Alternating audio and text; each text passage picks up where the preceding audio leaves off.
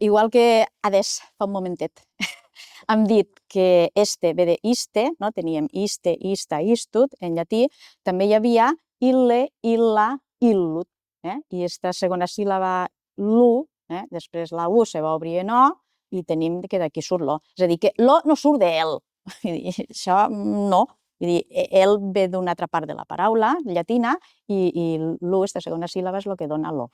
Si el parlant pensa que l'únic article que hi ha, masculí singular, és el, tot l'altre li sona extraterrestre. Li sona lo, això que és, i després l'article salat, no?, dels balears, és, també els sona estrany. Llavors, què és el que hem de tindre? Hem de tindre la referent que tenim 3 articles en català. Ne tenim 3 i que, bé, d'estos 3 se n'ha triat un, que és el, per a uns usos més formals. Però també hi ha escriptors que han fet servir l'article lo, tampoc no ha tremolat la terra.